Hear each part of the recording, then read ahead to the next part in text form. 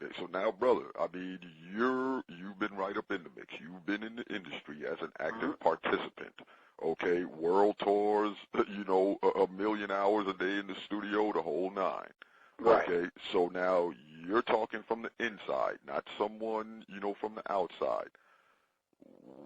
How did we go from the type of hip-hop that throw your hands up in the air, wave them like you just don't care, everybody have a good time, to brothers shooting each other on the street and smacking around the sisters?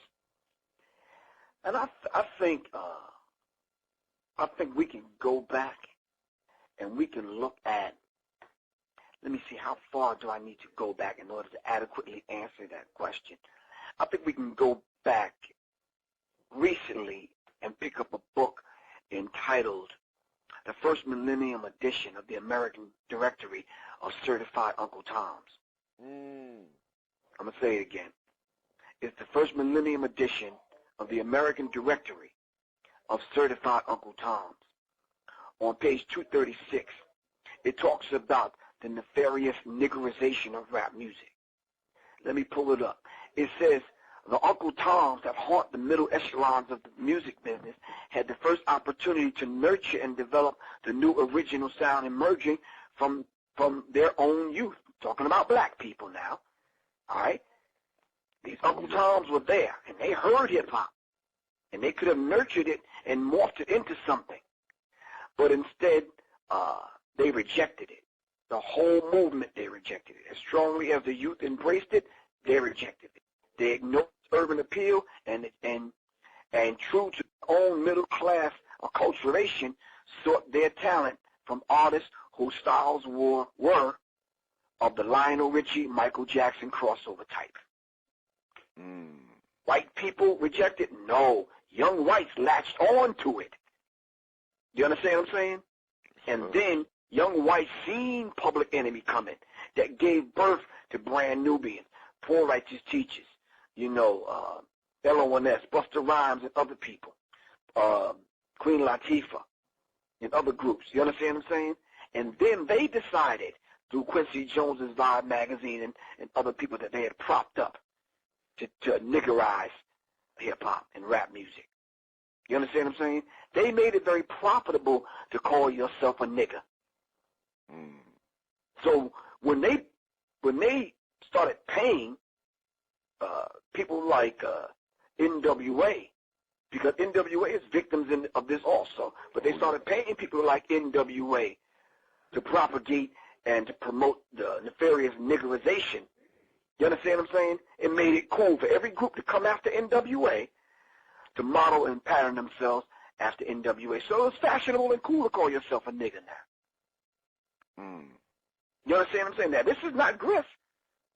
This is on page 236 of the First Millennium Edition of the American Directory of Certified Uncle Toms. And it also says here, the Negro child will be presented with a humiliating picture of the Negro as dirty, shiftless, lazy, happy-go-lucky, smelly, ignorant, treacherous, superstitious, and cowardly. And he may find himself expected to live up to this. Sounds like the Willie Lynch papers. Exactly, all over again. And we revisited that with hip-hop. So they used Quincy Jones magazine, the Vibe magazine, and they still do. They used NWA. So while Liar Cohen and Jimmy Iovine was getting rich, creating this East Coast, West Coast beef, Biggie and Tupac were getting shot down like dogs and animals in the street. You understand what I'm saying? Yeah. And so we have to address that. Are you following me? Yes, sir. And that's real. So John Patosh put together the book, The FBI's War on Tupac Shakur and Black Leaders, and he connected the dots. Now, this is a white dude putting this out. He connected the dots and show you that there's an attack on black leaders, and young black rap artists were the new young black leaders. Because like Fela Kuti said, music is a weapon, and they know that. Are you following me? Yes, sir.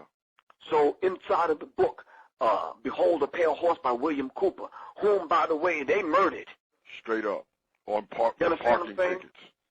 Thank you.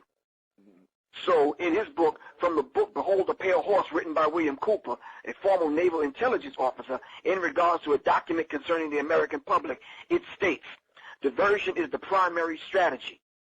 The simplest method for securing silent weapons and gaining control of the public is to keep the public undisciplined and ignorant of basic system principles while keeping them confused. And this is what these reality shows are doing.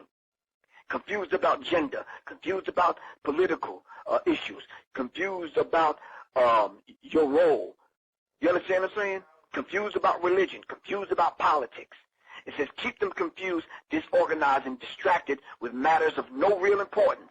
Whereas the media, MEDIA, which stands for Multi-Ethnic Destruction in America, or Maniac European Devils in Action, keeps the adult population's attention diverted from real social issues and captivated by matters of no real importance. It goes on to say, the schools are keep the young public ignorant of real mathematics, real economics, real law, and real history. Entertainment is kept below the 6th grade level.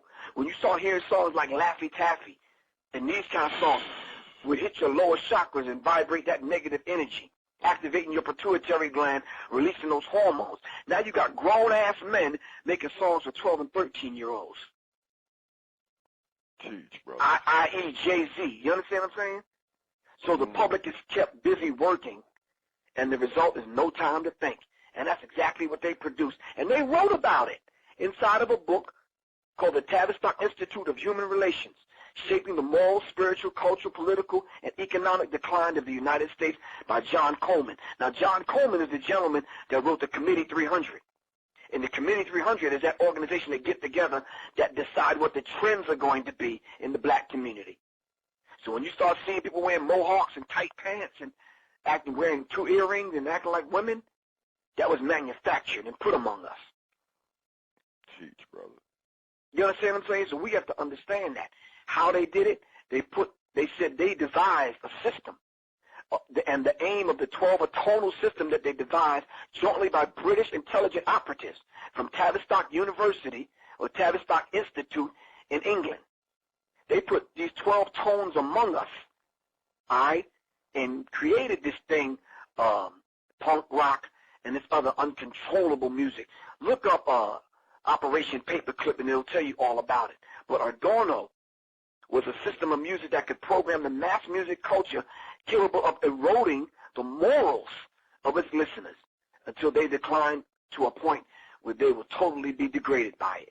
And that's what's going on today. The music is bringing us down to an animalistic level, to the point where we don't even care about the art form. We just want a paycheck.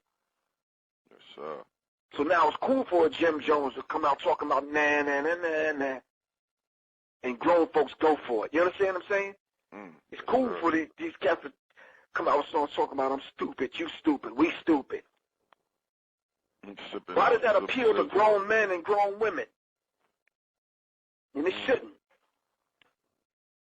I mean, we have to understand that, man.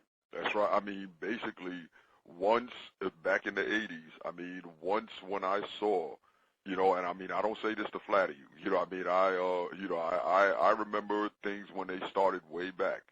Basically, when I saw what the industry, how they began to obstruct Public Enemy, and y'all went down for a minute, that's when I basically lost interest, brother.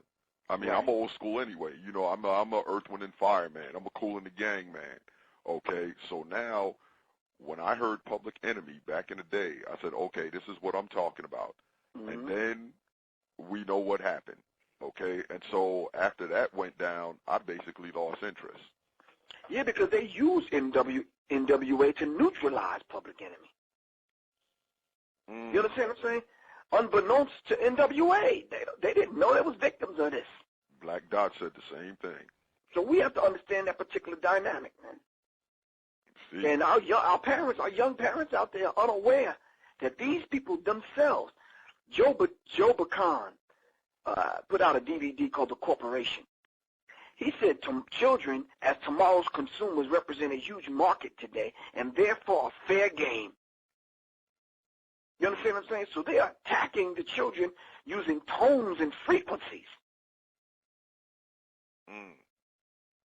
And parents want to see their children happy. We go out and use our credit cards and our hard-earned dollars to make sure our children are happy,